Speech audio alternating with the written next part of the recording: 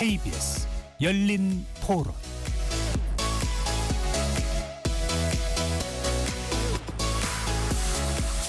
안녕하십니까. KBS 열린 토론 배종찬입니다.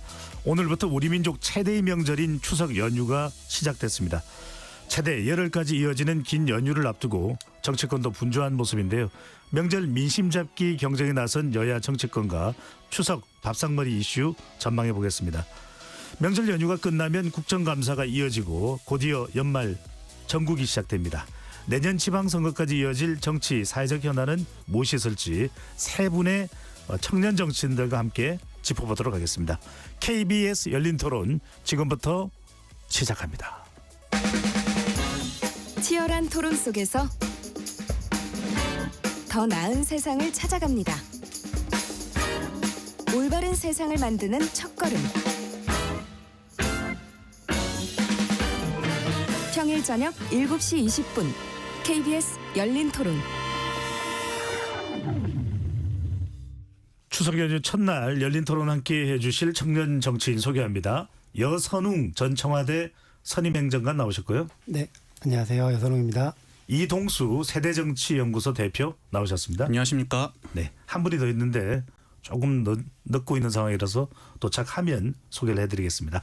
KBS 열린 토론 문자로 참여하실 분은 샵 9730으로 의견 남겨주실 수 있고요. 단문 50원, 장문은 100원의 정보 이용료가 붙습니다. KBS 1라디오의 모든 프로그램은 유튜브에서도 함께 할 수 있으니까요.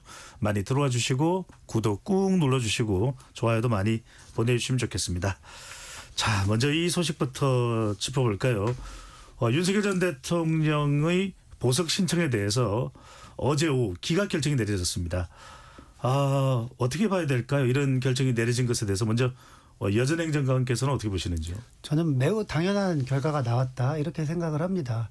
그 윤석열 대통령 측에서 병보석을 요청을 한 것인데 이 병보석 요건이 상당히 이제 까다롭습니다. 그러니까 교정시설에서 치료가 안 되거나 아니면은 뭐 이런 것처럼 더 이상 그 교정시설은 해결이 안 돼서 병원을 꼭 치료를 받아야 된다. 아니면은 수술을 받아야 된다. 이런 것들만 병보석이 허가가 되는데 네. 윤석열 대통령 측에서 이야기한 거는 당뇨 있다는 거거든요. 당뇨로는 병보석이 절대 허가될 수 없고 만약에 당뇨로 병보석이 된다고 하면은 저는 지난 3월에 지기현 판사가 그 윤석열 전 대통령의 구속 취소하면서 일수를 뭐 시간으로 계산해가지고 풀어줬잖아요. 그거랑 똑같은 정도의 후폭풍이 있었을 것이다. 만약에 당뇨로 병보석을 시켜줬으면 저는 그렇게 생각을 하고요. 또 하나는 법원에서 중요하게 판단한 게 그 증거인멸의 가능성이 있다. 이거를 검찰 측에서 그런 주장을 했는데 그런 주장들을 받아들인 것으로 보입니다. 네. 윤석열 전 대통령 변호인단은 윤 전 대통령의 점심 메뉴로 컵라면, 건빵까지 거론하면서 인권 침해 아니냐 이렇게 주장을 하기도 했는데요. 이동수 대표 보기에 보석이 받아들이지 않은 이유 뭘까요?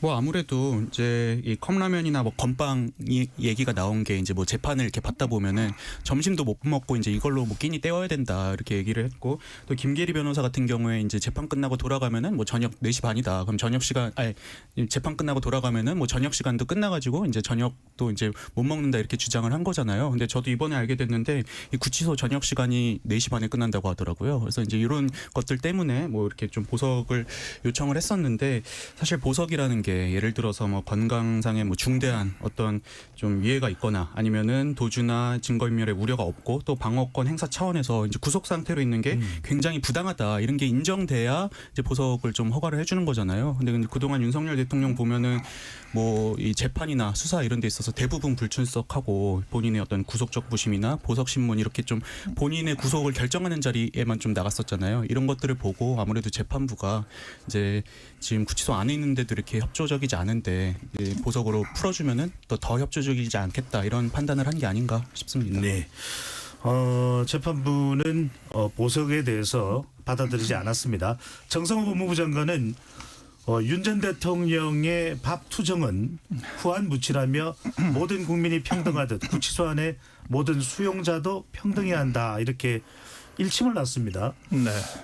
박민영 국민의 미디어 대변인 나오셨습니다. 어서 오십시오. 안녕하세요. 네. 어떻게 보시는지요?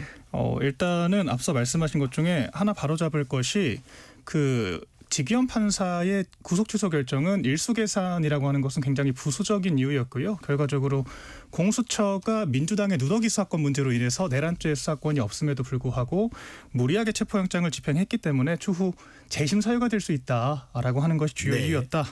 이렇게 말씀드리고, 근데 이제 윤석열 전 대통령 변호인단 측에서 한 얘기들도 좀 눈여겨볼 부분들은 있었다라고 생각을 하거든요. 지금 변호사 접견조차도 원활하게 수행할 수가 없는 여건이라고 이야기를 하지 않았습니까? 그리고 지금 거의 주에 5회 재판과 수사를 반복을 하고 있는 상황에서 과연 지금 주어진 여건이 피고인의 방어권을 충분히 보장할 수 있는 형태인가에 대해서 의구심을 또 제기를 했던 거거든요. 그리고 이게 구속이라고 하는 것이 죄가 확정되지 않은 상태에서 1심상의 제한을 두는 건데 과연 그럴 필요성이 있는가, 결과적으로 사정 변경이 있는가를 따져봐야 하는 거잖아요. 그런데 윤 전 대통령 변호인 측에서 얘기를 했던 것은 이미 12만 페이지가량의 증거를 수집을 했다라고 하는 거고 추가적으로 증거 수집이 될 가능성, 증거인멸의 가능성이 없는데 구속을 유지할 이유가 있겠는가를 예. 주장을 했던 거거든요. 그런데 결과적으로 받아들여지진 않았죠. 근데 이런 것들이 사법부의 오롯한 판단인가 아니면은 또 민주당이 지금 사법부에 대해서 과도한 압박들을 하고 있지 않습니까? 오죽하면은 지기현 재판부가 저는 판사가 언제까지 판결 끝내겠다라고 날짜를 받고 이야기를 하는 건 처음 봤습니다. 이런 상황들이 펼쳐지고 있기 때문에 오히려 민주당이 무리수를 두고 있어서 어떤 결과가 나와도 오로지 객관적으로 받아들이기 어려운 상황들이 있다라고 저는 생각을 하거든요. 그래서 이런 부분들은 민주당이 자중할 필요가 있다라고 생각을 하고 정성호 법무장관도 지나치게 정파적이라고 저는 생각을 합니다. 네. 전 서울구치소장을 갑자기 경질을 했잖아요. 그때 무슨 윤 전 대통령에게 특혜를 줬다라고 주장을 하면서 뭐 휴대폰 반입을 허용한 거 아니냐라고 하는 의혹을 제기했는데 진상조사를 하기도 전에 경질부터 했습니다. 그러니까 이런 것들만 보더라도 오히려 윤 전 대통령에 대해서 지나치게 가혹하고 역차별적인 조치를 하고 있는 게 지금 정부 여당이 아닌가라고 하는 의심도 가능할 것 같습니다. 네. 박민영 대변인은 윤 전 대통령의 보석 기각이 받아들여지지 않은 것은 민주당이 재판부에 영향을 줬을 것이다. 여전 행정관께서는 어떻게 보시는지요? 지금 재판부 분위기 보면 과연 그럴까요? 오히려 지금 재판부를 지금 불신하고 있는 게 민주당 입장이잖아요. 지금 지기현 재판부 같은 경우에는 사실은 저는 신뢰를 조금 잃었다고 좀 생각을 해요. 네. 이미 지금 관련해 가지고 뭐 룸사롱 접대 혐의 관련된 의혹도 있는데도 불구하고 지기현 재판부는 뭐 그 법원에서 계속 이제 감싸기를 하고 있는 거죠. 그리고 아까 서울구치소 이야기 나와서 말씀인데 오히려 지금 역차별이 아니라 굉장한 특혜를 받았죠.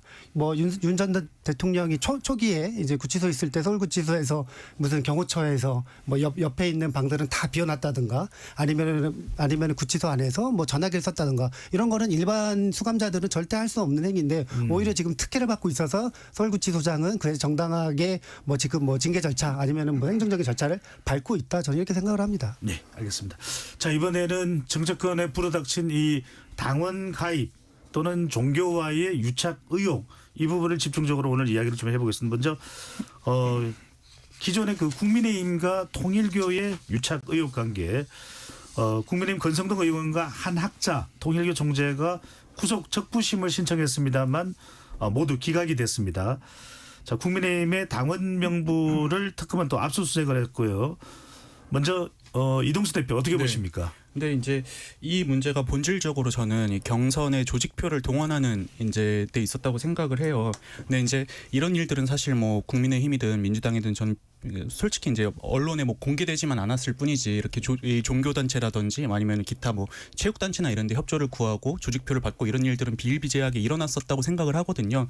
다만 이제 이번 문제 같은 경우에는 통일교라는 어떤 종교의 이미지가 또 좀 부정적인 측면이 있었고 네. 그리고 이제 뭐 정치 자금이 오고 갔다라는 이런 의혹이 제기됐었기 때문에 이게 문제가 더 커질 수 있었는데 근데 저는 이게 지금 비슷한 문제가 민주당 내부에서도 불거진 상황이잖아요. 그래가지고 이게 큰 문제로 비화할 뻔하다가 또 좀 이렇게 약간 민주당 입장에선 스텝이 좀 꼬인 측면도 있는 것 같습니다. 예. 예. 통일교와 그다음에 국민의힘 얘기를 먼저 하고 말씀하신 네. 그 민주당 김경 의원과 지금은 이제 무소속이 됐죠. 탈당을 했으니까 좀 관련된 이야기는 잠시 뒤에 하겠습니다.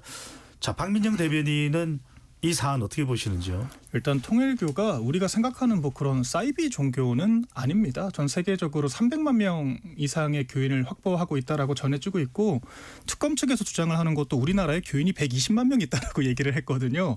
그 명단을 전부 다 들고 와서 저희 500만 국민의힘 당원 명부와 전수조사를 한 겁니다. 사실 전 이런 식의 수사 기법은 정말 부적절하다고 생각을 하거든요. 이 당원 정보라고 하는 것이 그 종교적인 것뿐만 아니라 계좌번호나 주소 같은 굉장히 민감한 정보들을 담고 있는데 특검이 만약에 조작된 정황이 있었다라고 하면은 통일교 측의 조직적인 개입 정황을 수사를 하는 것이 맞지. 그것을 예. 100번 1000번 양보해서 그런 게 있었다라고 하더라도 국민의힘은 피해자거든요. 통일교에 의해서 그 영업 방해를 당한 피해자 측인 국민의힘에 대해서 당원 명부를 전수조사한다라고 하는 것은 저는 지나치게 가혹했다라고 생각을 하고요. 근데 그마저도 최근에 언론 보도가 나왔습니다. 중앙일보에서 결과적으로 문제 기간에 가입한 통일교 교인이 3,500명 정도로 추정이 된다라고 얘기를 하는 거거든요. 예. 16만 명 중에 3,500명이라고 하는 겁니다. 5천만 명 중에 2%, 120만 명이라고 주장을 했는데 16만 명 중에 3,500명도 마찬가지로 2% 수준이거든요. 인구 통계학적으로 문제라고 보기도 어렵고 3,500만 명으로 조직적으로 전대에 개입을 해서 결과를 바꿨다라고 하는 게 과연 합리적인 주장인가 이런 의구심을 가질 수밖에 없거든요. 결과적으로 특검이 지나치게 과도한 수사 기법을 동원한 데 비해서 전혀 실적은 낸 것은 없고 너무 나쁜 전례를 남겼기 때문에 앞으로 정당 명부라고 하는 네. 게 성역이 아니라고 하는 것이 분명히 민주당에게도 후가로 다가올 수밖에 없다라고 저는 생각을 합니다. 알겠습니다. 국민의힘과 통일교 얘기부터 먼저 하겠습니다. 네. 자, 박민영 국민의힘 미디어 대변인은 오히려 국민의힘이 업무 방해를 당했다. 이렇게 설명을 하고 있는데 여전 행정관은 어떻게 보시는지. 근데 거기에 되게 약간 좀 어떻게 보면은 좀 앞뒤가 맞지 않는 주장인데 거기 단순하게 그 통일교가 개입해가지고 뭐 특정 후보를 밀어주거나 떨어뜨리거나 이거에 했다면 문제지만 거기 국민의힘 내부에서 누군가가 같이 해가지고 협력해가지고 한 건데 그게 어떻게 피해자입니까? 뭐 국민의힘 당원들은 피해자 있을 수 있겠죠. 그런 주장은 약간 조금 말이 안 된다고 생각을 하고요. 저는 이제 애초에 이제 그 당원 명부를 민중기 특검에서 약간은 뭐 당사 압수수색까지 해가지고 하는 것은 어떻게 보면 약간은 좀 무리하다 이런 생각을 지난번 토론에서 말씀을 드렸거든요. 그게 이제 나중에 이제 민주당 이야기 나올 때도 같이 나올 텐데 왜 그러냐면은 이게 이제 그 분명히 그 당무의 그 억지로 그리고 강제로 입당을 시켜가지고 특정 후보를 본인의 정치적 의사와 반하게 만약에 밀어줬다고 하면 굉장히 문제예요. 어허. 그거는 이제 완전히 범죄죠. 근데 지금 나오고 있는 정황들이 이게 누구 한 명이 통일교 교인 중에 한 명이 내 의사에 반해서 입당되고 이게 누구한테 투표가 됐다는 건 아직 없거든요. 그러니까 단순히 이제 당원 가입을 했다는 것만으로 정당 뭐 압수수색해가지고 명부를 비교해서 확인한다? 그거를 어떻게 이게 뭐 그걸 입증할 수가 있죠, 범죄로. 그러니까 이게 아까 이야기 나온 것처럼 무슨 조직 단체, 다른 단체들도 이게 우리가 이번에 우리 이 정당에서 우리를 도와주니까 우리의 단체로 입당해가지고 밀어주자. 그럼 이것도 범죄인가요? 그래서 저는 이걸 구별하기 되게 어렵기 때문에 그 민중기 특검에서 굉장히 이제 조심스럽고 정교하게 해야 된다고 좀 보고요.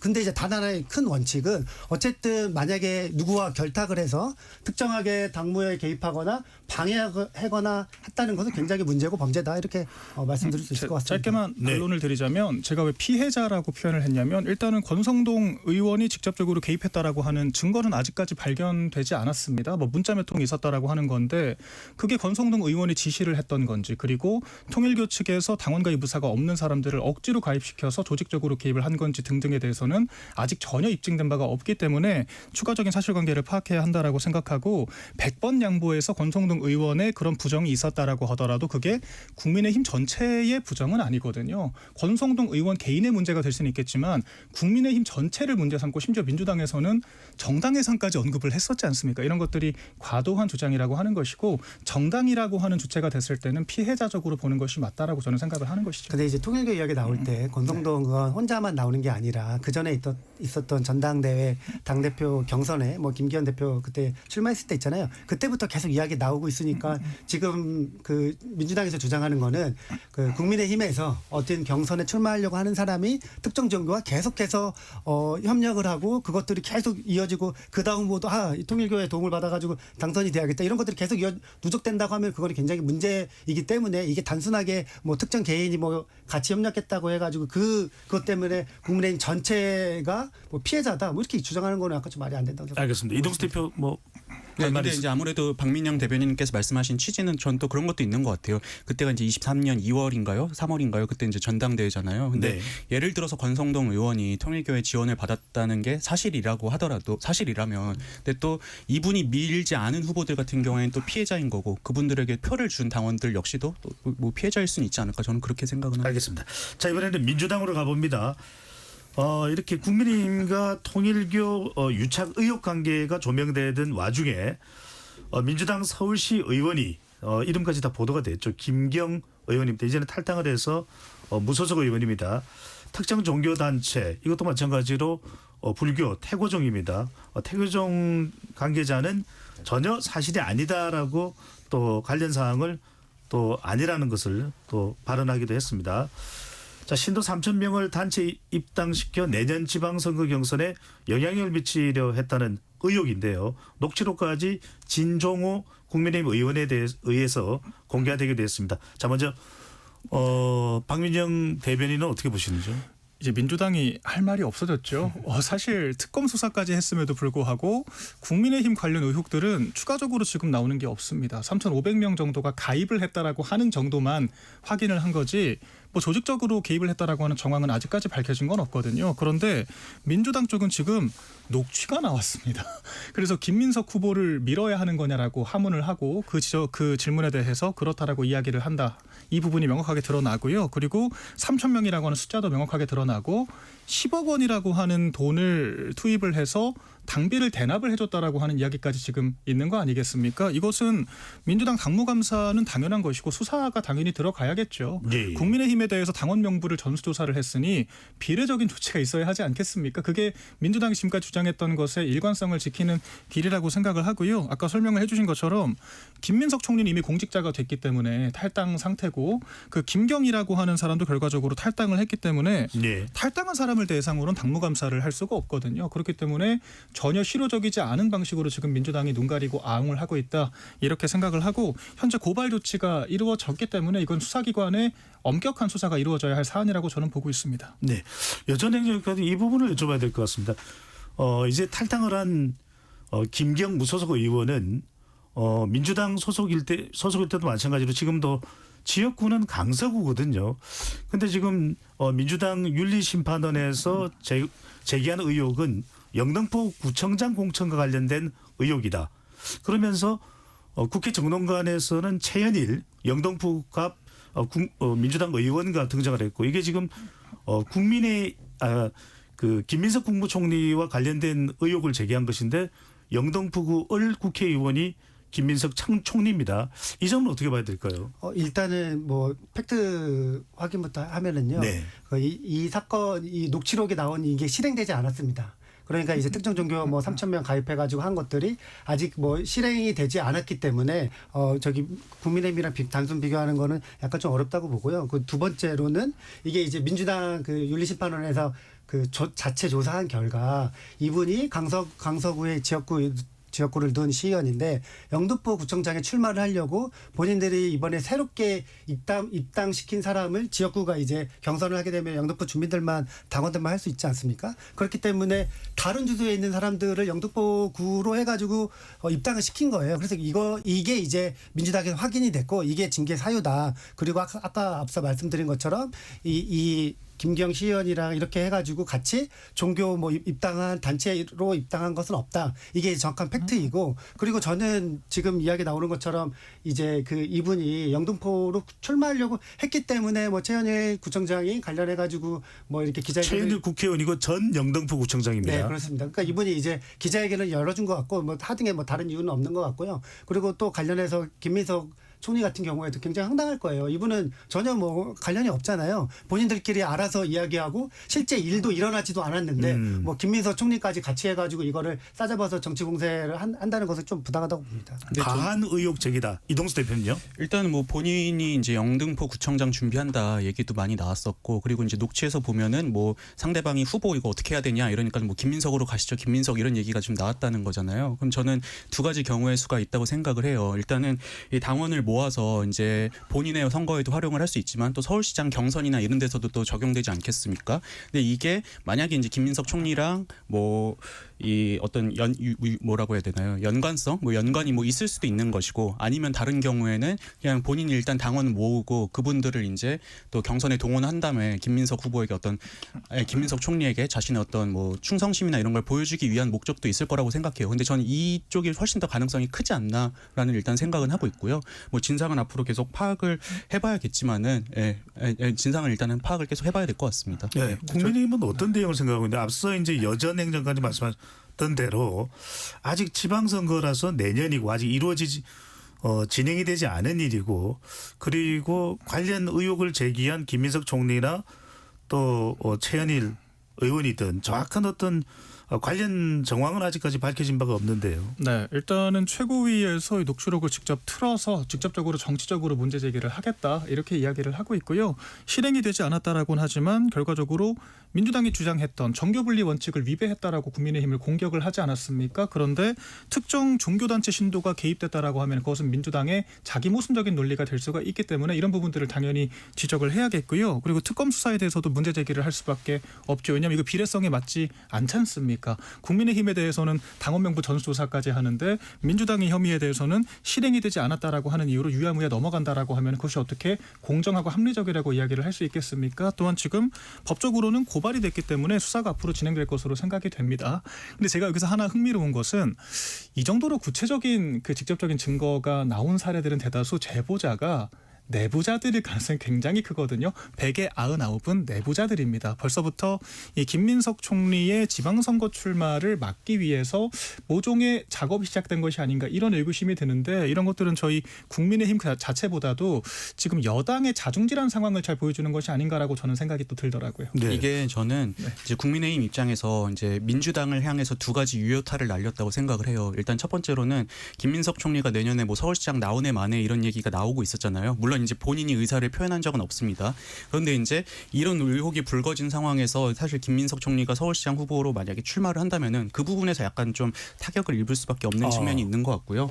두 번째로는 좀 전에 저희가 얘기했던 그냥 국민의힘이 지금 통일교와의 유착 의혹으로 굉장히 궁지에 몰린 상태였잖아요. 근데 이게 어떻게 보면 형식적인 측면에서 봤을 때는 사실 이제 민주당에서 불거진 의혹이나 국민의힘에서 불거진 의혹이나 다를 게 없기 때문에 또 국민의힘이 조금은 좀 숨통이 트이는 측면도 있는 것 같습니다. 여전 행정관께서는 어떻게 보시는지요?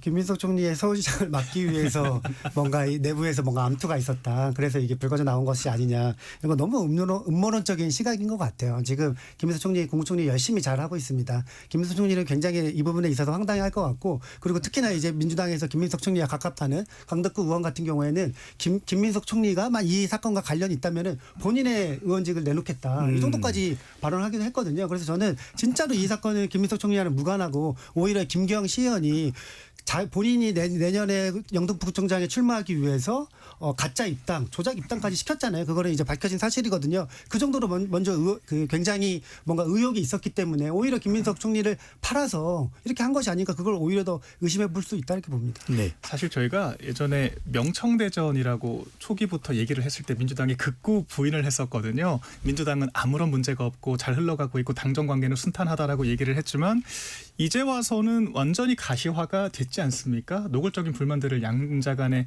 표출을 하고 있고 심지어 이제 민주당 여당 의원들 특히 친명계 의원들 내부에서 지금 집권당이 야당처럼 하니까 지지율 떨어지는 거 아니냐라고 하는 볼멘 소리까지 직접적으로 나올 정도였잖아요. 그래서 저도 음모론이었으면 좋겠습니다. 왜냐하면 집권 여당이 집안 싸움 때문에 민생 경제를 패대기 치는 상황은 국민들에게 불행한 것이기 때문에 이게 기우였으면 좋겠다라고 하는 생각을 하고 그렇지만 국민들께서 좀 불편하게 느끼실 만한 나쁜 정황들은 계속해서 드러나고 있다라고 보여집니다. 네.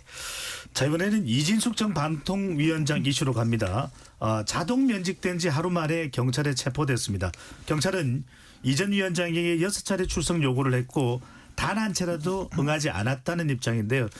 그런데 이 전 위원장 측은 3차례 출석 요구가 있었다고 주장하고 있고 특히 마지막 출석 요구는 국회 필리버스터 일정 때문에 국회에 참석하느라 조사에 응할 수가 없었다는 사유서를 제출했다고 이야기를 하고 있습니다. 자, 이거 어떻게 봐야 될까요? 먼저 이동수 대표부터 네. 이야기를 해주시죠. 일단 그 이진숙 전 방통위원장이 지난해 이제 탄핵되고 나서 직무 정지된 기간이 있었잖아요. 9월, 10월 이쯤에 이제 직무가 정지가 됐었는데 이때 이분이 뭐 유튜브나 이런 데 나가셔가지고 이제 민주당 비판하는 발언들을 좀 했었어요. 그래서 이제 민주당 측에서는 이거 공무원인데 이제 정치 중립 의무 위반했다. 그리고 이재명 당시 이제 민주당 대표의 어떤 대선이 있을 때 그걸 낙선시키기 위한 목적으로 사전에 이제 불법적으로 선거운동을 했다. 이 혐의로 이제 지금 이 고발을 해가지고 수사를 받던 중이었는데요. 경찰 측의 주장에 의하면은 일단 이진숙 전 위원장에게 6차례 이제 출석을 요구를 했다고 해요. 근데 이것에 대해서 이진숙 전 위원장이 모두 응하지 않아서 이제 체포를 하게 됐다. 이렇게 좀 알려져 있는데요. 네. 근데 이제 이 시점이 그 지난 30일 날 방송미디어 통신위원회 이제 신설되는 법이 통과되면서 방통위가 폐지되지 않았습니까? 근데 이제 방미통위 법에 그 세부 조항을 보면은 기존에 이제 방통위 직원이라든지 위원들은 이제 방미통위로 이제 직이 이제 승계가 되게 했어요. 근데 이제 정무직은 제외한다는 조항을 넣음으로써 이진숙 전 위원장만 이제 면직이 된 상태거든요. 근데 장관급 인사가 면직되고 나서 바로 다음 날 이렇게 이제 경찰에 수갑까지 이제 찬 채로 체포된 이 상황이 연출됐기 때문에 앞으로 이 추석 연휴 기간 동안 꽤 이제 화제가 될 것 같습니다. 네. 이진숙 전 위원장은 상당히 격앙된 반응을 보이고 있습니다. 일단 조사는 오늘 오후 6시경에 이제 종료가 됐는데요. 이진숙 전 위원장은 측은 경찰이 체포영장 집행에 대해 불법 구금이라고 반발하고 체포 적합한지 여부에 대한 심사를 청구를 했습니다. 체포 적부심은 내일입니다. 내일 4일 오후 3시에 이제 열리게 되는데 경찰은 지금 구속영장 신청 여부도 검토 중이라는 소식도 나오고 있습니다. 자, 이 전 위원장은 이 압송되는 과정에서 수갑을 내보이면서 이 지시가 이재명 대통령이냐 정청래 대표냐 선출 권력보다 개딸 권력이 센 것이냐 이렇게 이야기를 했는데 여당에서는 이 모든 것이 사필 기정이다 이렇게 반응을 보이고 있습니다. 먼저 여전 행정관께서는 어떻게 보시는지. 이진숙 전 위원장이 굉장히 정치적이다. 사실은 지금 혐의를 받고 있는 것도 정치 중립 의무 위반해서 받고 있는데 여기서 나타나가지고 저는 이게 지금 본인이 수갑 차고 있는 수건 있잖아요. 그 수건을 머리 위로 이렇게 올려가지고 나 이거 수갑 차고 있다. 이걸 보여준 거거든요. 그래서 네. 저는 이진숙 위원장의 약간 퍼포먼스가 굉장히 강하다 이런 생각을 하고요. 그리고 이제 경찰이 왜 이진숙 위원장을 뭐 장관 면직되고 얼마 안 돼가지고 추석 앞두고 뭐 이렇게 체포까지 했나. 약간 어떻게 보면은 뭐 과한 측면이 없지 않아 있는 것 같기도 해요. 정무적인 판단을 안 하고 그냥 법과 원칙대로 집행을 한 것 같은데 이게 이제 경찰이 긴급 체포한 것이 아니라 경찰이 검사한테 체포영장 신청하고 검찰 측에서 법원한테 체포영장을 신청해가지고 법원이 발부한 거를 이제 집행을 한 것이거든요. 그래서 저는 어떻게 보면은 이런 그 순서가 있는데 왜 이렇게 경찰이 쫓겼을까? 그러니까 알아보니까 사실은 이 뭐 공직선거법 위반 있잖아요. 이거는 공소시효가 12월이래요. 그래서 이제 경찰 입장에서는 추석까지 기다려줄 여유가 없었던 거예요. 그래서 저는 이 집행, 그러니까 경찰의 체포와 관련된 집행을 가지고 뭐라고 뭐 왈가왈부할 수는 없다. 오히려 이거는 이진숙 위원장 입장에서 보면은 뭔가 이제 뭐 CU 이렇게 했잖아요. 그 마지막에 장관 나올 때 뭐 그런 것처럼 뭔가 계속 정치적인 행보의 연속상에서 이루어진 것으로 보여지고 이진숙 위원장은 속으로 땡큐할 것 같아요. 네. CU라는 표현은 이진숙 전 위원장이 이제 이 면직되고 난 이후의 발언에서 다시 만날 것이라는 의미의 CU라는 한 그 발언을 여전 행정관이 이야기를 해주셨습니다. 네. 박민정 대변인은 어떻게 보시는지요? 전 너무 놀랍고요. 사실 좀 무서웠습니다. 이진숙 방통위원장이 뭐 강력범죄를 저지른 게 아니잖아요. 선거법 위반이라고 말은 하지만 작년 9월에 유튜브에 나와서 했던 발언이에요. 근데 작년 9월에 조기 대선은 고사하고 윤 대통령의 파면조차도 예측할 수 없는 상황이었는데 대체 어떻게 낙선운동을 했다라고 하는 건지 저는 그 법리 자체가 맞지 않다라고 생각을 하고 심지어는 그 화면 자체가 유튜브에 영상이 보존이 되어 있습니다. 증거인멸의 가능성이 전혀 없고요.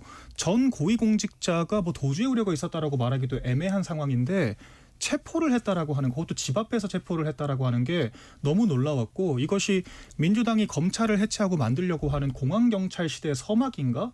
저는 그런 생각까지 들었거든요. 저만 그런 생각을 했던 게 아닐 겁니다. 적어도 보수 진영을 지지하는 사람들이라고 하면은 이진숙 방통위원장에게 힘을 실어줄 수밖에 없는 그런 극적인 상황을 연출을 했다라고 보여지거든요. 급기야는 이 체포영장 자체가 저는 불법적인 측면이 컸다라고 생각을 합니다. 왜 그러냐면 지금 그 이진숙 방통위원장 변호인단 측에서 주장을 하는 것이 경찰 측은 6차례 출석 요구를 했다라고 지금 예. 이야기를 해요. 근데 2번이 등기였고 4번은 우편이었습니다. 그런데 그 우편이라고 하는 게 송달 여부를 확인을 해야 될 거 아니에요. 이거 수령을 했는지 확인을 하지도 않고 9월에는 약 열흘간 3, 4일 간격으로 3차례를 연달아 우편을 보내버립니다. 그러면서 절차상으로 그냥 하는 거니 형식적인 것이니까 걱정하지 말라고 이야기를 했다라고 하거든요.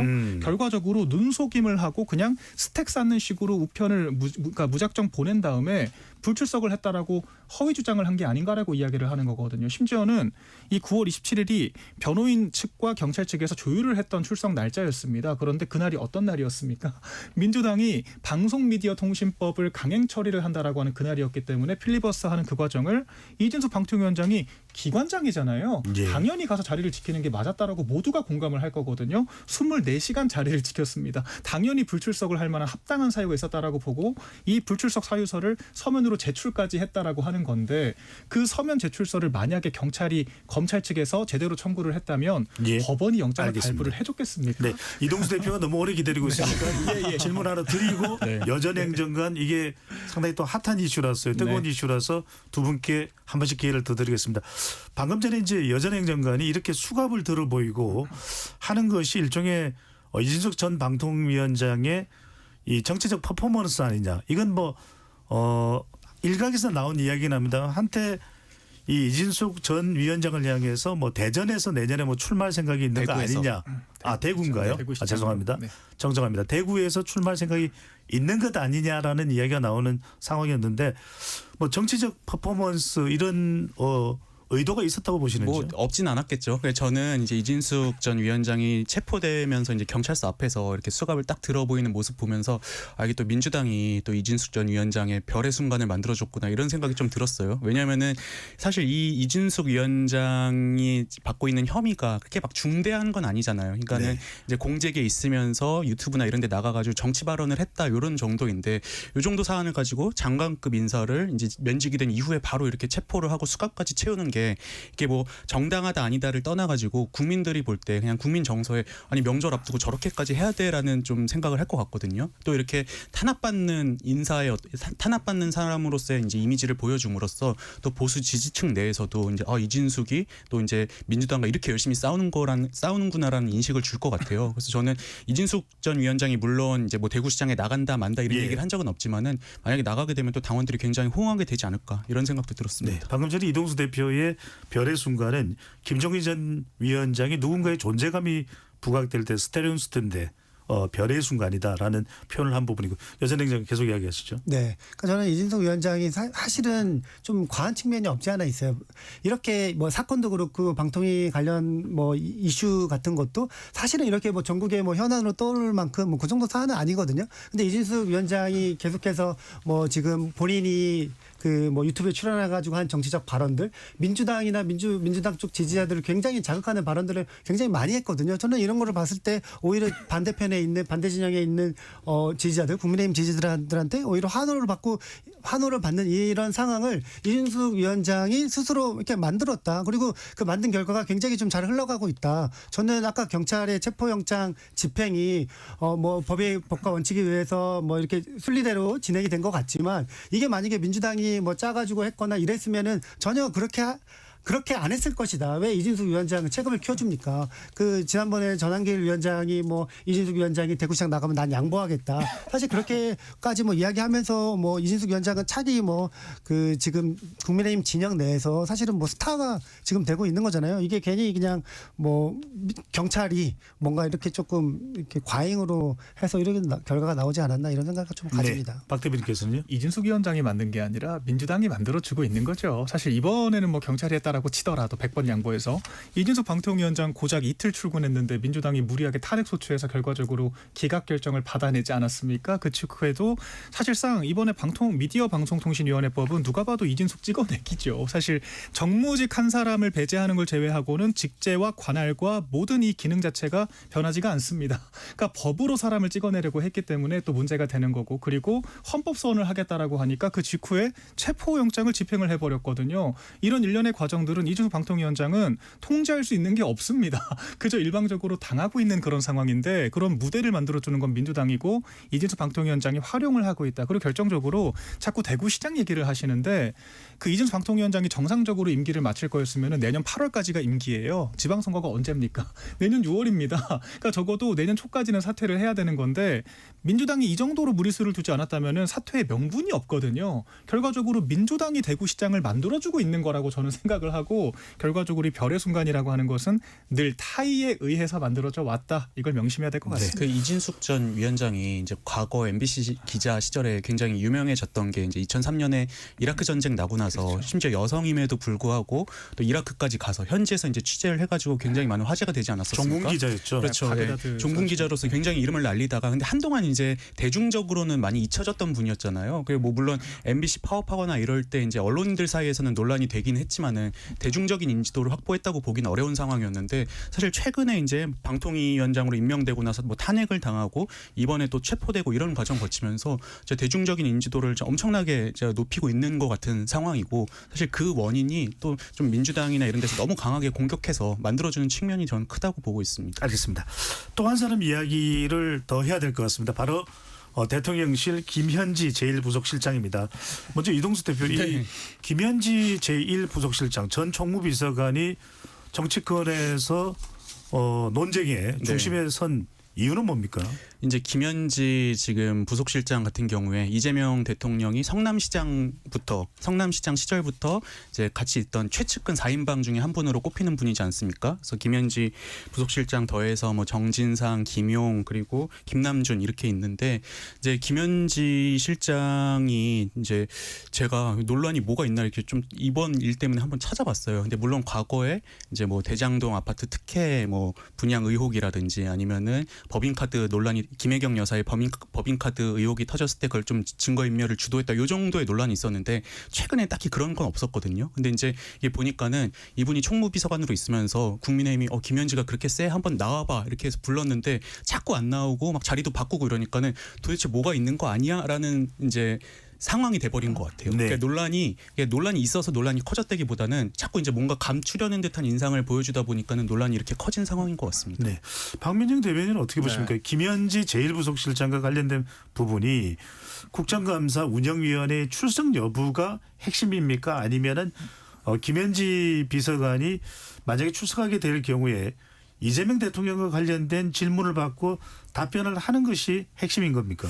일단 김현지 부속실장이 유명해지기 시작한 거는 집권 직후에 만사현통이라고 하는 말이 여권 내부에서 먼저 나왔습니다. 모든 인사가 김현지로 통한다 이렇게 얘기를 했고, 이를 방증이라도 하듯이 강선우 후보자 낙마를 했을 때 그 대통령의 의중을 인사제도 비서관도 아니고 비서실장도 아니고 총무비서관이 전달을 했다라고 하면서 상당한 논란이 일지 않았습니까? 관할권이 맞지가 않거든요. 총무비서관은 대통령실 내부 인사와 행정을 담당하는 사람이지 내각 강료들 인선과 기관장 인선을 하지 않습니다. 그런데 비서실장도 낙마해라고 했는데 강선 후보자가 완강하게 거부하다가 김현지 부속실장의 전화를 받고 나니까 그제서야 납득을 했다. 여기서부터 누가 실세인지에 대한 이런 의구심이 커질 수밖에 없었던 거죠. 실제로 이게 부속실장 인사 이동도 너무 사실 생뚱맞지 않습니까? 왜냐하면 처음부터 그런 이동이 예정되어 있었다라 그러면은 처음부터 그렇게 답변을 했으면 됩니다. 그런데 여권 내에서 총무비서관이 나와야 되냐 말아야 되냐 실갱이를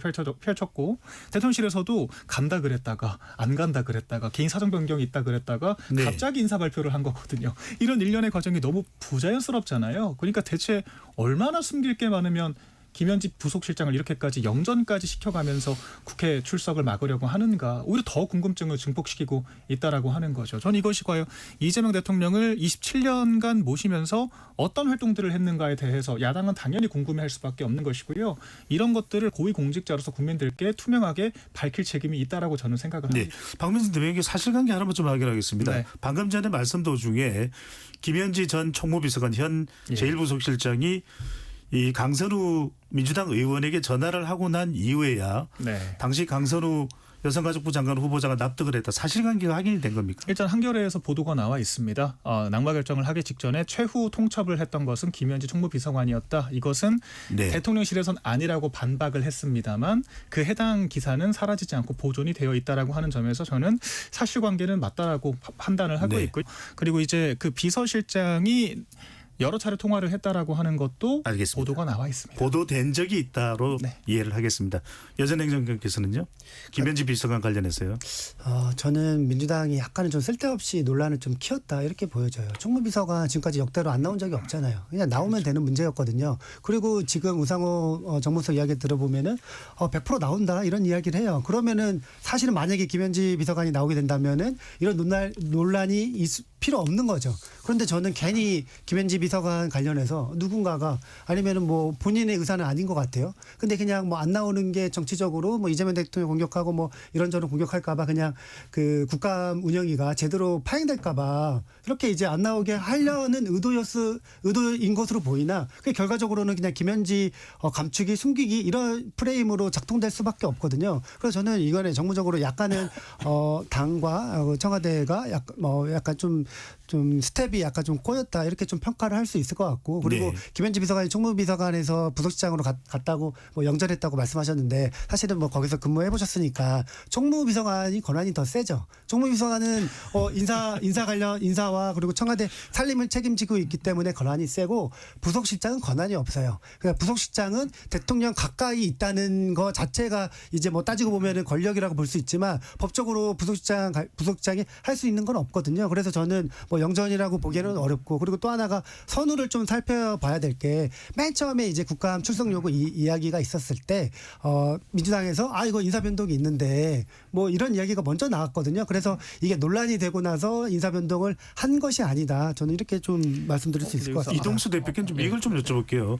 우상호 정무수석은 100% 김현지 비서관 출석이라고 이야기를 하고 한정혜 민주당 정책위 의장도 유사한 또 설명을 했습니다. 그러면 이 이슈가 일단락 될 법도 한데 그렇게 되지 않는 이유는 뭘까요? 안 나오니까 그렇죠. 예, 저는 그래서 이제 김현지 실장이 나오면은 그냥 한 번에 해결될 일인 것 같아요. 근데 이제 지금 자리 가지고 논란이 많잖아요. 근데 이전에 맡았던 총무비서관 같은 자리는 사실 이제 대통령실 내에서 뭐 인사나 뭐 예산 같은 걸 이제 총괄하고 있는 자리고 부속실장 같은 경우에는 대통령을 지근거리에서 보좌하는 자리지 않습니까?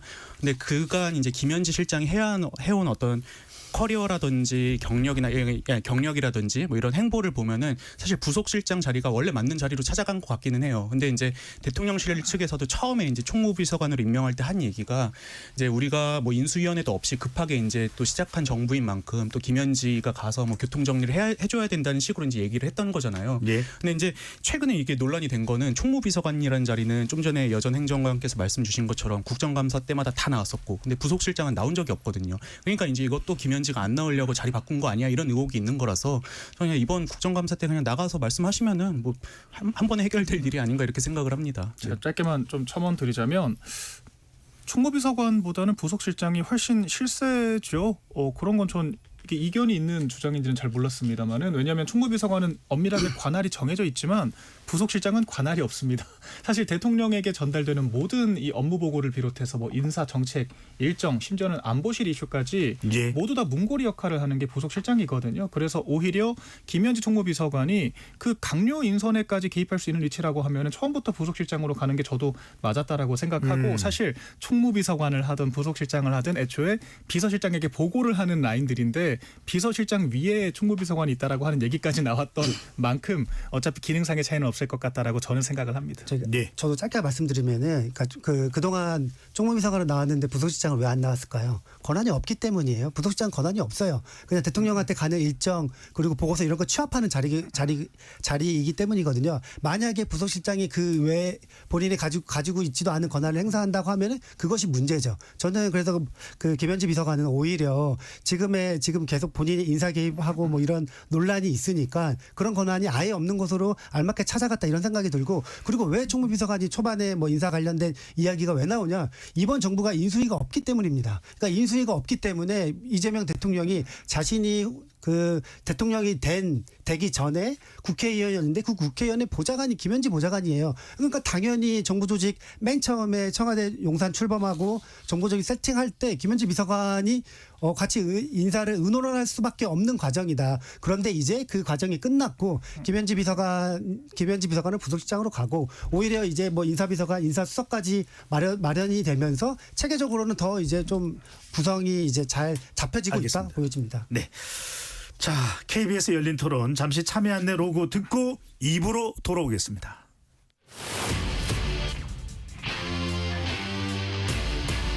토론에 정답은 없습니다.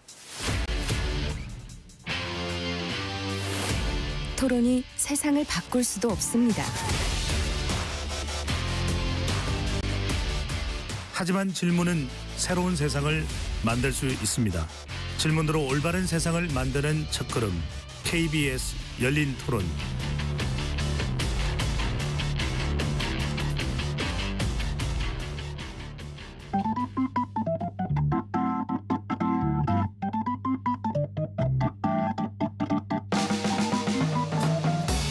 세상을 바꾸는 질문, 열린 토론이 시작합니다. KBS 열린 토론은 언제나 열려 있습니다. 단문 50원, 장문 100원의 유료 문자 샵 9730 그리고 KBS 어플리케이션 콩으로 여러분의 의견을 남겨주세요. KBS 열린 토론 2부 이어가겠습니다. 명절을 맞은 정치권이 주목하는 현안에 대해서 토론하고 있는데요. 스튜디오에 여선웅 전 청와대 선임행정관, 이동수 세대정치연구소 대표, 박민영 국민의힘 미디어 대변인 세 분과 함께하고 있습니다. 오늘부터 이제 본격적인 추석 명절 연휴가 시작됐습니다. 앞서 말씀드렸던 대로 지금 많은 기성객들이 고향을 향해 가고 계신데요. KBS 열린 토론과 함께 해주시고요. 이제 곧 또 명절 연휴가 지나고 나면 국정감사도 있습니다. 그런 만큼 민생 현안 또 정치 현안이 더 많이 부각될 텐데 세 분과 함께 이번에는 각자 생각하는 민생 현안 또는 어떤 이슈가 국정감사에 두드러지게 부각될지 이야기를 한번 나눠보겠습니다. 먼저 박민영 대변인이 주목하는 추석 명절 동안에 밥상머리에 올라올 수 있는 이슈 또 아울러 추석 이후 이슈 뭐가 될까요? 일단 제가 봤을 때는 관세 그리고 물가 그리고 지금 그 아직까지 해결이 되지 않고 있는 그 화재 사고 그리고 지금 정부 행정망이 아직까지도 먹통이잖아요. 예. 이런 이슈들이 많이 화두가 되지 않을까 생각을 합니다. 사실 인물적으로 보면은 김현지 총무비서관, 이진숙 방통위원장이 투톱일 거라고 생각을 하는데 아무래도 사실 먹고 사는 문제가 또 가장 중요할 거잖아요. 지금 소비 쿠폰을 2차까지 발행을 했음에도 불구하고 이 소비 여력 자체는 오히려 하강을 하고 있다라고 지금 지표가 발표가 되고 있고 물가도 다시 9월부터는 2%대로 들어섰습니다. 그래서 오히려 소비 쿠폰을 발행하니까 물가가 더 늘어나는 거 아니냐 이런 얘기가 나오고 있고요. 오죽하면 이재명 대통령이 과거에는 매관매직을 하면 사형이다. 이런 그건까지 쏟아냈겠습니까? 그러니까 송미령 사실 농림부 장관이 좀 눈치 없게도 환율이 올라서 그렇다. 이렇게 이야기를 했거든요. 그러니까 환율이 오른 것도 사실 악재입니다. 네. 더군다나 미국이 통화스와프도 사실상 거절을 했기 때문에 지금 1,400원대가 유지가 되고 있거든요. 그렇다라 그러면 생필품 수입에도 부담이 될 수밖에 없고 이런 것들이 이제 국민들께서 체감할 수 있는 부담으로 다가올 수밖에 없다라고 하는 거죠. 그리고 네. 한 발 더 나가서 관세 협상이 이제 우리나라만 언론들도 이제 그렇게 보도를 하더라고요. 나홀로 25%.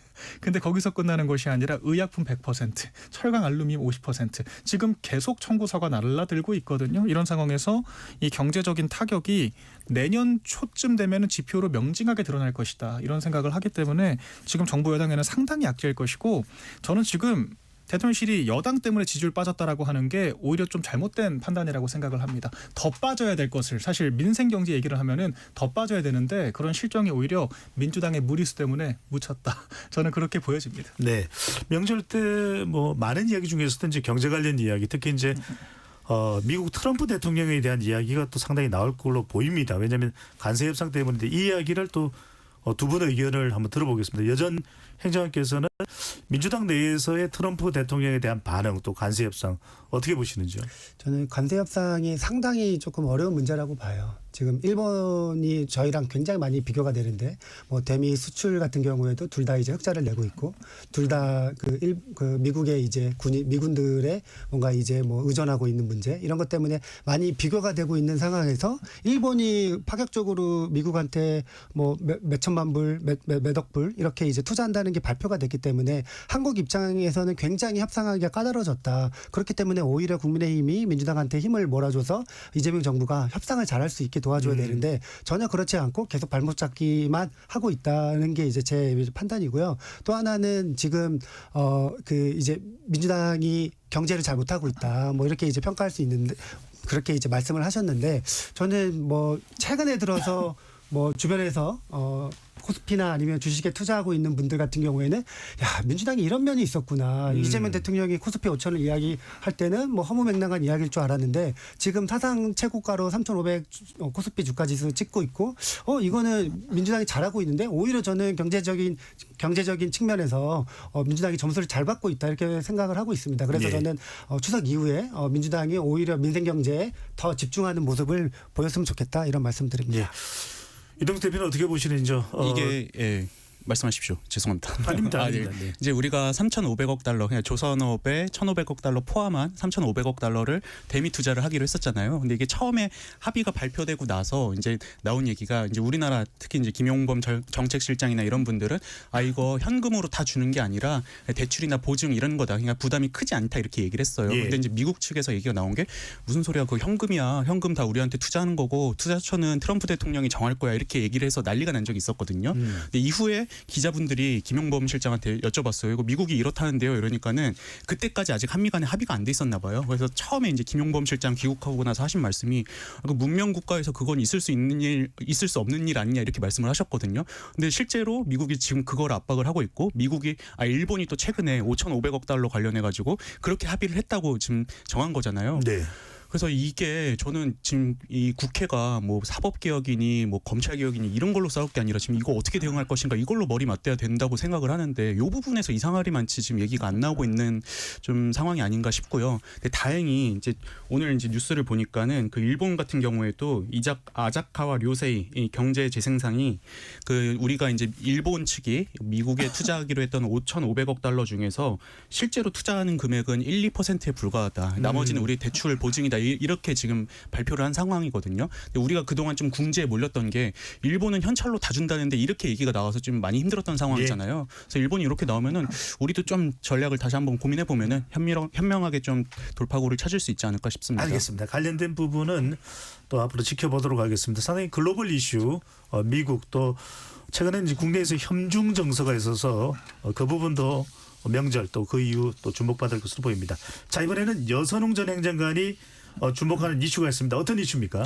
저는 지금 앞으로 하반기 그리고 내년 상반기까지 어떻게 보면은 뭐 전국이 아니라 서울시장 지방선거까지 영향을 미치는 이슈, 부동산 이슈가 있다고 보여집니다. 네. 지금 부동산 시장은 지금 난리가 났거든요. 그러니까 문재인 정부 때 갑자기 부동산이 폭등을 해가지고 벼락까지 이런 말이 나왔었는데 지금 그런 포모 현상이 지금 일어나고 있어요. 그래서 뭐 성동구나 광진구 여기 같은 경우에는 지금 거래하려고 하던 거래서에 사인도 해가지고 돈까지 줬는데 지금 집주인들이 다시 물량 걷어들이고 있거든요.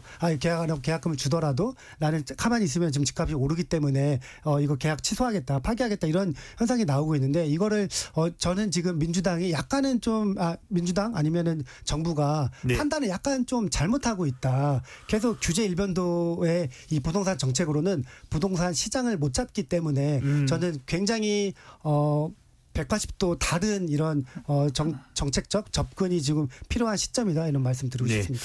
여전히 정권이 이 발언 중에 포모 현상을 얘기했는데 나만 제외되는 거 아니냐, 나만 장만 못하는 거 아니야라는 그런 두려움 조바심 이런 거죠. 현상이라고 설명을 드리겠습니다. 자, 이 청년들의 영끌 또 B2에서 이렇게 집을 사는 것 상당히 부동산이 중요한데 박 대변인은 네. 이 부동산 정책에 대해서는 어떻게 보시는지요? 일단은 청년들이 증시나 코인에 매달릴 수밖에 없는 이유가 부동산은 애저녁에 포기를 했기 때문에 노동소득으로는 계층 이동이 불가능하고 증시라도 해보자 이제 이런 판단이 크다라고 생각을 하거든요. 아까 여행정관께서 증시가 올라가는 걸 호재라고 얘기를 하셨잖아요. 근데 베네수엘라도 망할 때 증시는 올랐습니다.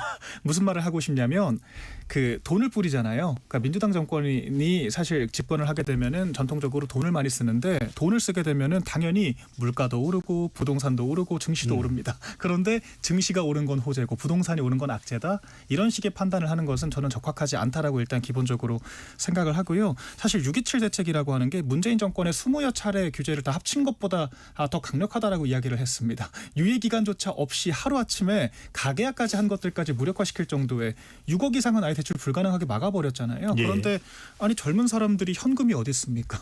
미래소득을 가지고 대출을 받아서 집을 사는 건데 대출 자체를 이렇게 6억 이상은 아예 못 받게 막아버리면 결과적으로 집을 못 사는 거거든요. 그리고 풍선효과로 6억 정도만 대출 받아도 살 수 있을 수준의 10억 정도 되는 그런 집들이 올라가게 됩니다. 결과적으로 조삼모사가 될 수밖에 없다라고 하는 건데 결과적으로 강도만 높였지 문재인 정권의 패착을 그대로 반복을 했다. 그렇기 때문에 지금 거의 매주 0.2%씩 오르거든요. 이렇게 올라가면은 1년에 10%가 올라갑니다. 그렇기 때문에 부동산이 상당히 지금 난제인 것이고 이 현금 규제, 그러니까 대출 규제를 했기 때문에 실수요자들은 사지도 못하는데 역설적으로 집값은 오르고 그 자리를 누가 채우냐? 현금 부자, 왕서방들.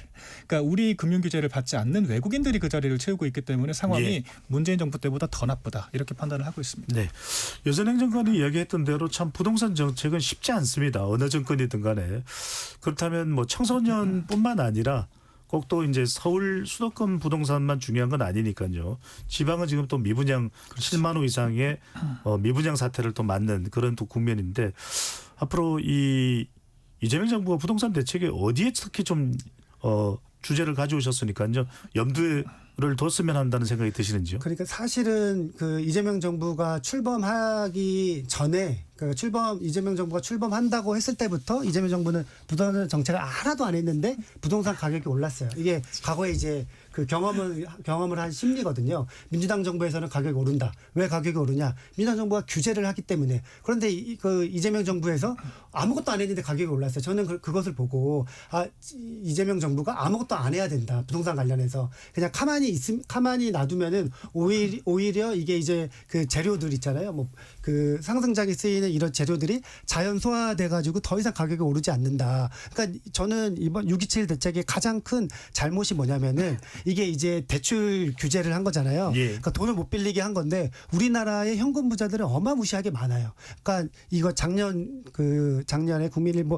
작년에 KB에서 발표한 자료인데 우리나라의 10억에서 100억까지의 10억에서 100억 사이에 현금을 가지고 있는 부자가 그러니까 부동산 빼고요. 이 부자가 42만 명이에요.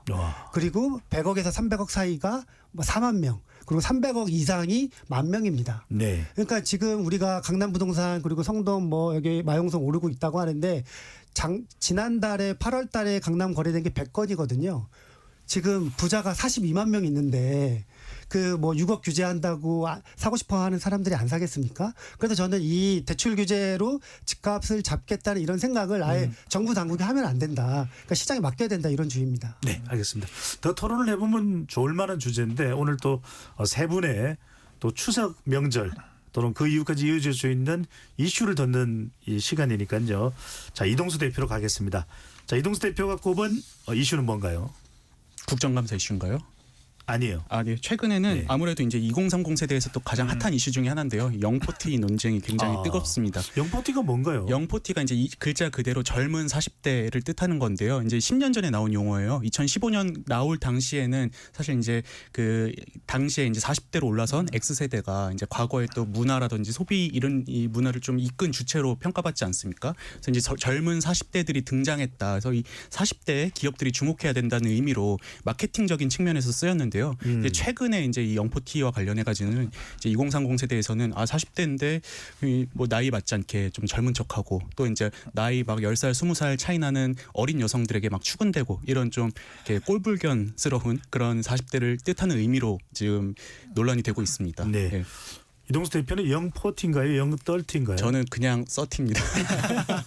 안 그래도 지난 시간에 이제 우리 여전 행정관님이랑 유재하 변호사 이렇게 나오셨을 때 막 이 진행자께서 영포티 두 분 뭐 영포티 모셨습니다 이렇게 말씀하셨잖아요. 근데 사실 네. 그게 2030 세대에서 요즘에 막 좋은 의미로 쓰이는 건 아니거든요. 그래가지고 저희가 끝나고도 이렇게 쓴웃음을 지었었죠. 사실 네. 저는 그래서 그 영포티 논란이 있어가지고 굉장히 조심스러워요. 그러니까 영포티가 뭐 외모 막 이런 사진도 많이 뜨잖아요. 캡모자 40대가 캡모자 쓸 수 있거든요. 근데 캡모자 쓰고 아이폰 17 뭐 이런 거 들고 있으면은 영포티로 이렇게 조롱당한다고 하더라고요. 그래서 저도 예전에는 나이 들어도 이렇게 뭐 자신의 뭐 체력 관리나 아니면 외모 관리 이렇게 하는 거를 오히려 되게 신선하고 뭔가 자기 개발 측면에서 잘한다는 걸로 받아들였는데 요즘에는 그렇게 안 받아들이니까 이거 그냥 이렇게 덕스럽하고 뭐 이렇게 다녀야 되나. 네. 그래가지고 상당히 좀 조바심이 나요. 이게 근데 왜 무서워요. 최근에 논란이 됐냐면요. 이제 최근에 아이폰 17이 출시가 됐잖아요. 근데 출시를 전후해 가지고 사실 요즘에 이제 40대 분들이 과거에 이제 아이폰 처음 나올 때 20대였던 분들이잖아요. 이분들의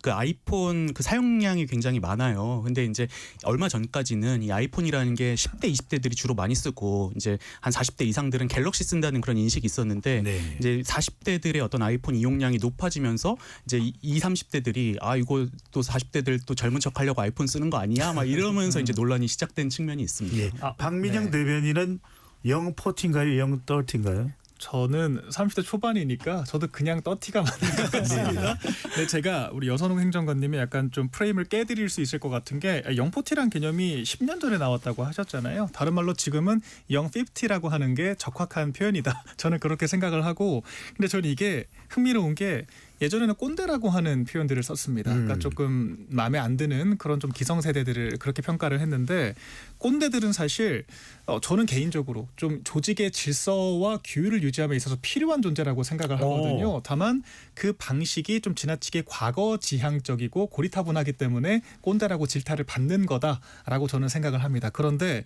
이 영포티 내지 영피프티는 한 발 더 나가서 꼴불견인데 책임감도 없다. 사실 이 두 가지를 다 가지고 있는 거거든요. 그러니까 조직의 질서와 규율 유지에는 기여하지 않고 그러니까 나는 책임지지 않는 자리다. 피해자다라고 생각을 하는데 정작 그런 권한 자체를 이용해서 젊은 사람들 그러니까 40, 50대 과장 부장들이 20대 인턴에게 찝적댄다. 이제 이런 식의 사실 힐난을 듣고 있는 거거든요. 부정적이네요. 그렇죠. 그러니까 오히려 저는 꼰대보다도 한 발 더 진화한 부정적인 이런 좀 멸칭이라고 생각을 하고 이걸 좀 정치적으로는 진보 대학생이라고 얘기를 합니다. 네. 그러니까 이 과거 학생 운동, 그러니까 대학생 때 그런 학생회 활동을 하던 그때 그 시절의 감성은 가지고 있는데 나이는 신체 나이는 40, 50대다. 그렇기 때문에 그 인식의 괴리가 있거든요. 아니 학생들이 학생 운동할 때 그런 것들이 이제 칭찬을 받고 사회적인 주목을 받는 것은 약자기 때문에 그렇거든요. 근데 이미 기득권이 됐는데 아직도 기득권이라고 하는 걸 인정하지 않고 젊은 시대의 그런 문제 인식만 발현하려고 하니까 비판을 받는. 이게 이제 그 사실 아이폰 17 때문에 소비적인 측면이 이제 기폭제가 된 측면이 있지만요. 근데 이제 이 영포티 담론이 사실은 뭐 40대가 뭐 어떤 옷을 입고 아이폰을 쓰고 이것 때문에 좀 비판이 나온다기보다는 사실 정치 사회적인 의미가 훨씬 더 큰 상황이에요. 그러니까는 2030 여성들 같은 경우에는 기성세대 남성들이 자기 정도면 괜찮지 않냐고 자꾸 젊음 어필하면서 찝적댄다 이런 좀 이 비판이라고 해야 되나요? 이런 게 있었고요. 특히 이제 2030 남성들 같은 경우에는 최근에 이제 40, 50대층과 이제 또 정치 성향이 많이 달라지고 있는 상황이잖아요. 특히 그 중에서도 젠더 문제, 여성 친화 정책 이런데 이제 2030 남성들이 반발을 가지고 있는 상황인데 이들의 주장은 그거예요. 그러니까는 그 가부장제나 이런 걸로 혜택을 본 건 오히려 기성세대 남성들인데 왜 본인들은 양보하지 않으면서 자기들 보고 이제 여성이 사회적 약자니까 양보하라고 하느냐. 이 영포티들이 이제 2030 여성들을 좀 이렇게 우대하고 대접하고 하느라 우리 자기들을 너무 이렇게 좀 야박하게 대하는 거 아니냐. 이런 좀 불만이 담겨 지금 있습니다. 40대에 대해서 대체로 부정적인 이야기를 지금 영떨이가 하고 있어서 아마 이 반박 방송 요청이 들어오지 않을까 걱정이 되는데 이동수 대표가 빅데이터 분석도 했다면서요? 영포티에 대해서요. 네. 빅데이터 분석 플랫폼 썸트렌드라는 곳이 있는데요. 9월 21일 날 발표한 자료예요. 최근에 이제 1년 동안 이 영포티에 관한 언급량을 쫙 조사를 했는데 10만 4천 건이 나왔다고 합니다. 근데 이 자료들을 분석한 결과 그 부정적 키워드와 관련된 비율이 55.9%에 달했다고 해요. 그리고 영포티와 연관되는 검색어 있잖아요. 예. 연관된 검색어 상위 10개 중에 7개가 이제 좀 부정적인 거였고요. 긍정적인 거는 뭐 젊다, 좋아한다 뭐 이런 것들인데 3개에 불과했다고 합니다. 부정적인 건 어떤 얘기 연관어가 뭐 나오나요? 늙었다, 뭐 역하다, 뭐 이런 것들이 두 있었다고 개만 합니다. 읽었죠. 네. 근데 이제 저는 이게 네. 세대 갈등으로 번지는 건 좀 우리가 경계할 필요는 있다고 생각해요. 그러니까 이 2030 세대가 기성세대는 기득권이다라고만 생각을 하잖아요. 근데 사실은 이 기득권층 안에 이제 40, 50대들이 많이 있다 뿐이지 이제 전체적인 40, 50대로 놓고 봤을 때는 정말 어려운 위치에 있는 분들도 많은 상황이잖아요. 그래서 네. 저는 우리가 이 문제가 이제 뭐 물론 갈등이 지금 좀 커지고 있는 형국이긴 하지만은 또 세대 갈등으로 비하하는 거는 좀 경계해야 된다 이렇게 생각을 합니다. 어떻게 보면 여전행정관계 여쭤보고 싶은데 좀 2030 MZ 세대와 영포티 40대 간의 또 갈등 같기도 한데 일각에서는 정치권에서 이런 세대 갈등을 좀 조장하는 거 아닌가, 부추기는 것 아닌가라는 지적과 분석도 있습니다. 그러니까 저는 이동수 대표님이랑 박민현 대변인이 이제 어쨌든 30대 초반이시고, 그러니까 이분들의 말을 귀 기울여 보면은 2030 남성들 아니면 2030 세대들이 4050 세대에 대한 불만이 있구나, 이거를 오히려 지금 확인하게 됐고요. 그 저는 뭐 기존에 있는 정치권에서 이거를 막 뭐 세대 갈등으로 아니면 뭐 예전에 젠더 갈등 뭐 이렇게 논쟁이 있었던 것처럼 그 정도까지 막 뭐 중요한 이슈로 아직 다뤄지지는 않는 것 같은데 이런 목소리가 충분히 귀 기울여서 뭔가 이 4050들이 기득권적인 뭐 행태 아니면은 뭐 그런 것들을 정치권에서 뭔가 풀어주는 이런 노력이 좀 필요할 것 같다는 생각이 드네요. 네. 근데 이 논제가 언제 네. 촉발됐냐면 조국 전 대표예요. 사실 조국 전 대표 사면을 가장 격렬하게 반대를 했던 게 2030 세대였거든요. 60% 이상이 반대를 했습니다. 근데 거기에 대해서 조국 전 대표가 극우몰이를 하기 시작을 했거든요. 나한테 반대를 해? 극우야. 이렇게 사실 얘기를 꺼내기 시작하면서 좀 촉발된 감이 있습니다. 그럼 지금 민주당이 좀 생각을 해봐야 될 게 뭐 검찰 개혁을 한다, 사법 개혁을 한다라고 하는데 이런 거 젊은 사람들은 전혀 진보적이라고 생각하지 않습니다. 그냥 민주당 기성세대 그들만의 리그라고 생각해요. 그러니까 젊은 세대들은 기득권을 타파하고 자신들이 새로운 그런 자리매김을 하기를 원하는데 민주당은 진보 세력을 자처하지만 결과적으로 민주당이 설정하는 의제에는 젊은 사람들이 역설적으로 없다라고 하는 것. 심지어는 노동자를 위한다라고 하는 민노총 중심의 정책들도 노동시장도 분화가 되어 있거든요. 결과적으로 귀족 노조만 먹여 살리고 젊은 사람들은 더 뒷전으로 밀려날 수밖에 없다라고 하는 것이기 때문에 민주당이 더 이상 진보가 아니기 때문에 외면을 받는 것이지 젊은 사람들이 극우화된 게 아니다라고 하는 것을 겸허하게 받아들일 필요가 있다라고 생각을 합니다. 알겠습니다. 세대 간 소통이 잘 되면 좋을 텐데 이번 추석 명절 영포티 이야기가 나오는 거 보니까 이동수 대표 보시기에는 한 1분 정도 시간이 되는데 어떻게 해야 이런 좀 영포티의 부정적인 이미지가 희석되고 세대 간 더 잘 소통될 수 있는 방법이 될까요? 이게 이제 영포티를 놓고 벌어지는 이제 4050과 2030의 갈등이 결국에는 정치 갈등이거든요. 정치 갈등이 점점 이제 번져가지고 이 세대 갈등으로도 이어진 형국인데 그동안 우리가 세대 갈등이나 남녀 갈등 보면은 좀 차별점을 강조하는 식으로 굉장히 또 이렇게 차별점을 부각하는 식으로 이제 논쟁을 키워오지 않았습니까? 근데 저는 오히려 이제는 우리가 좀 지나친 일반화나 이런 것들을 경계하고 공통적으로 공감하는 문제들 풀어나가야 된다라고 생각을 해요. 뭐 계층 문제 같은 게 대표적일 것 같습니다.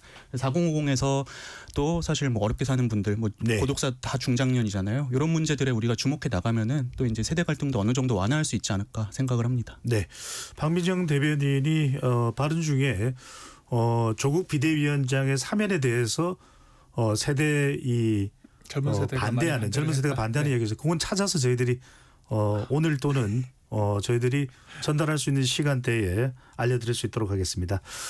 자, 여러분들 이제 추석 명절 연휴가 시작됩니다.